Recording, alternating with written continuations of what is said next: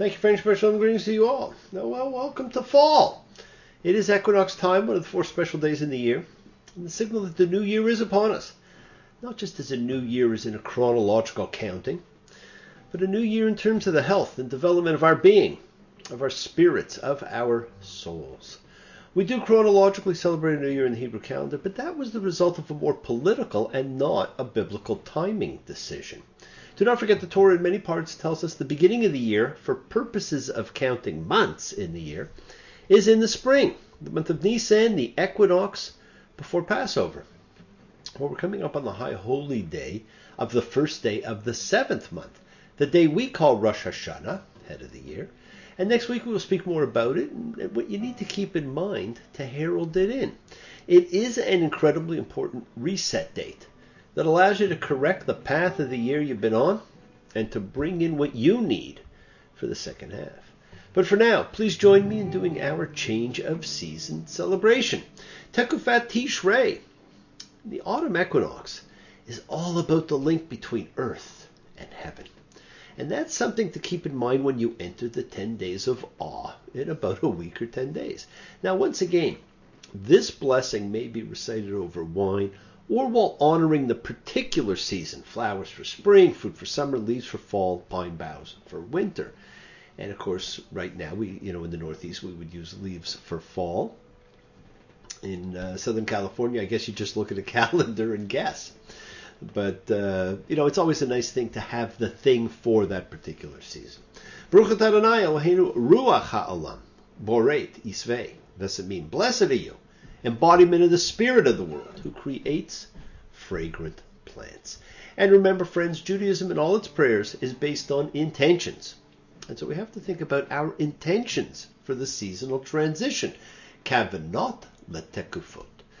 And for the fall equinox, it is, may it be your will that it be a year of rain and dew, a year of favor, a year of blessing, and a year of abundance for everyone, everywhere. And in help welcoming the change of season, let's make sure we send out healing and goodwill and renewal out to Mira, to the world, and we hope everyone everywhere gets the healing they need, feels the energy they need to feel, feels the love.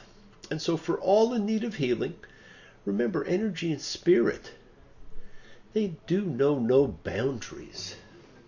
Me, Shabera,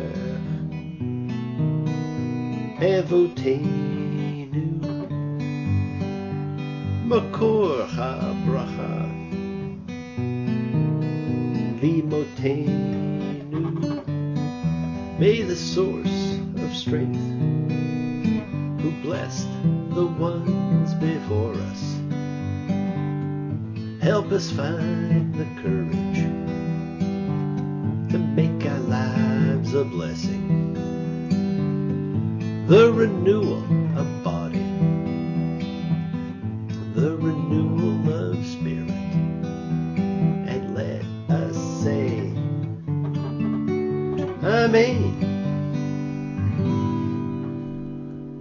Mishaberach, let us all have our spirits renewed as we come upon a period of renewal for everyone everywhere, because that is what the high holy days are all about, as are the changes in seasons. Now, for those keeping track, last week was when you go out, and this week is ki tavo, when you come in. Allah, hello, goodbye. And again, this week we also have a misleading title, because this is really the summary of the 12 curses and the blessings that we talked about earlier. We read an incredible list of 12 curses. Some would say we are suffering from to this very day. It's extremely threatening, extremely dark, and it points to a Levitical cabal pushing fear and terror as a means of control. The lesson of love had somehow been lost, and maybe we're still fighting to regain it. It is a list you wouldn't wish upon your worst enemy. And there's some fascinating existing commentaries on this concept of blessings and curses. And as you read the Torah, you begin to notice from the words, from the sentiments, from the language even, which source and which time frame it may very well be from.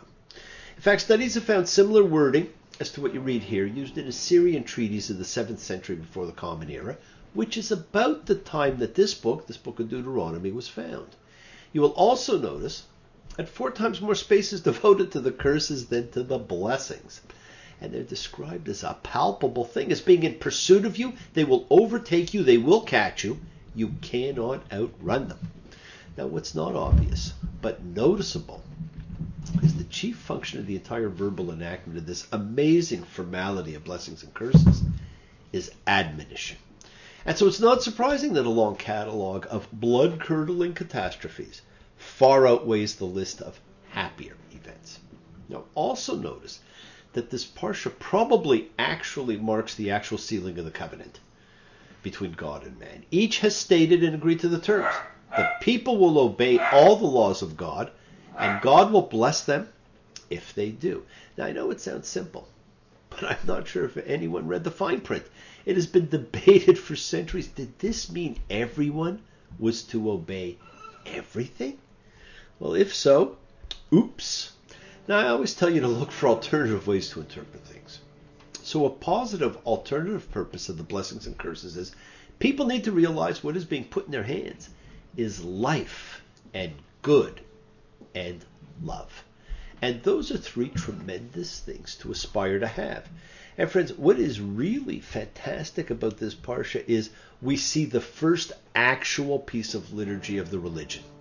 That is a prayer each person was to recite.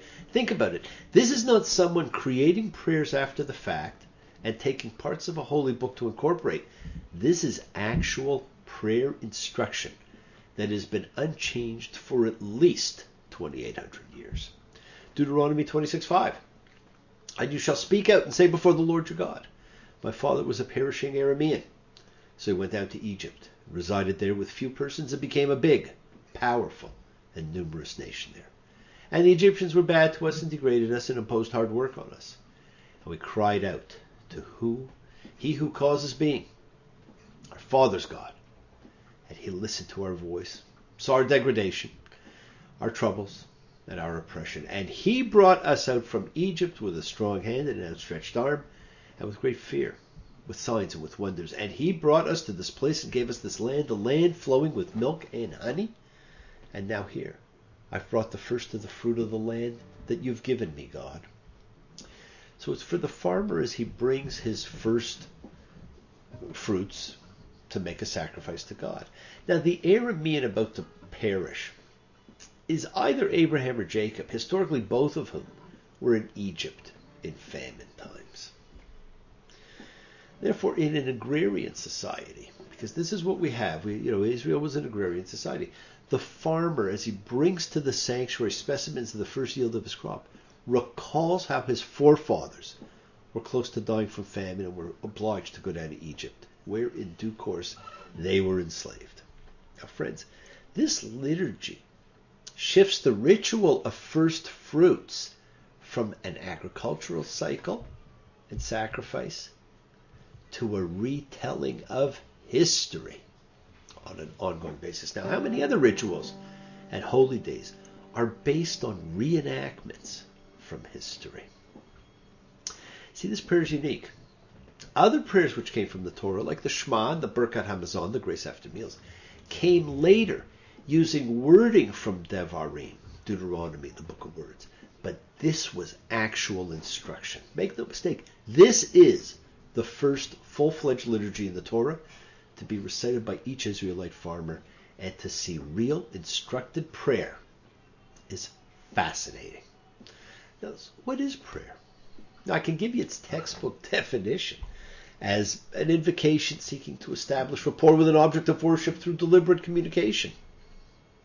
Or I can tell you it's you talking to your higher self, or whatever, and demonstrating faith that something, somewhere, knows what you are saying and is paying attention. Now, friends, we actually pray all the time. Even those of us with little or no faith.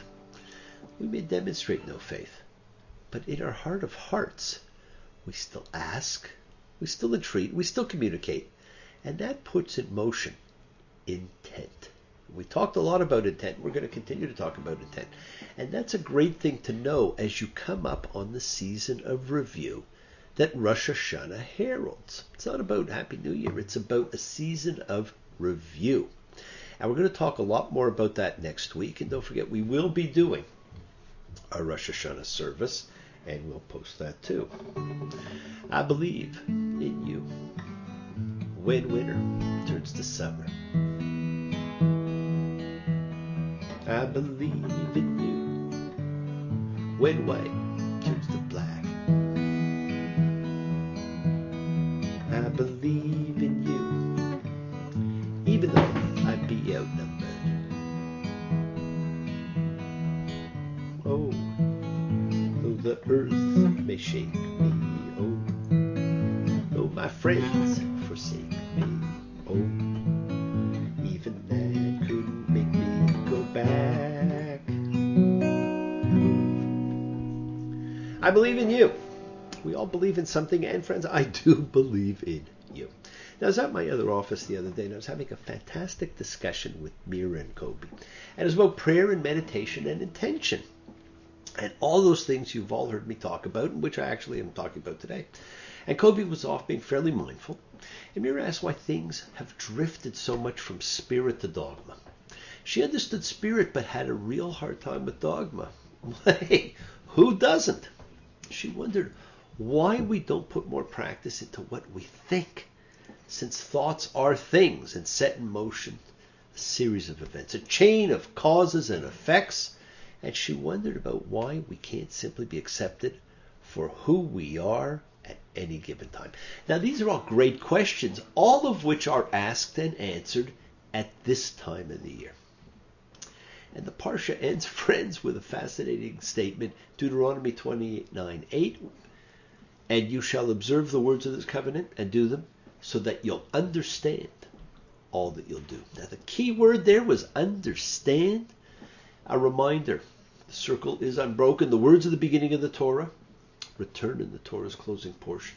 In the Garden of Eden, which we will read about in a few weeks, the woman is attracted to the fruit of the tree of knowledge of good and bad because it will bring about understanding. Hashkia. Humans acquire that ability, understanding, when they eat the forbidden fruit. The word does not occur again in the Torah until here. So it's at the beginning and it is at the end. Well, let us each seek the ability to understand. Then we can appreciate and accept everybody on any given day. Let's make this a goal of our 10 days of review so that we can alter, improve, and change our spiritual outlook and growth. And it's not about being understood. It's about us having the ability to understand. We want to be proactive, not reactive. Well, the world is sacred. So is everything in it. Express your gratitude. Light a candle, make a wish. Celebrate your life and the lives of those you love. Share your feelings with them. Live free. Be free. Honor your freedom. Be well, be happy, be blessed. Share and honor the light. All who live in the light continue to shine. Continue to send everybody you know goodwill and love. Pray for peace and freedom for everyone. And into terror and hatred. Remember, friends, we are a community. We learn together. We celebrate each other. We love each other. We share this ride together, men and women equally. Let us send out love, not fear. Send out peace, harmony, and good healing to all who need it. And please do learn to forgive, learn to love, open your hearts, and honor the relationships of your life. Tell those you love that you love them. Take advantage of the time you have. Enjoy the journey. We take the twists and turns and the patterns that weave through the fabric of our lives in our effort to grow, to learn to be, to love. So please do love. Send healing, goodwill, and love to all who need it. Share your holiness. Now bless you all. Have a fantastic week, a week of love and light, a week of peace, a week of healing for you to honor the people of your life. Honor the journey you're on. Friends, honor yourselves. Keep your eyes open to what you may not be seeing. Keep your ears open and listen to the world around you. Remember, this is an organic book. The lessons, the laws, the ethics, the ritual changes with the times. It is how it stays current, relevant, new, meaningful, and continues to provide us after all this time with insight and with answers. And with this time of the year, leading into the period of personal review, we are supposed to think just a little bit more about who we are, what we are, why we are. And in doing so, you may notice the world seems just a little more broken than usual, but that can be changed. That can be fixed. It starts within. Broken clock on a broken wall. Broken voices in a broken hall. Broken beginnings, broken ends. Streets are filled with broken friends.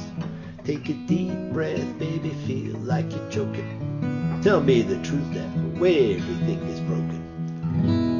Everything's broken, but everything can be fixed.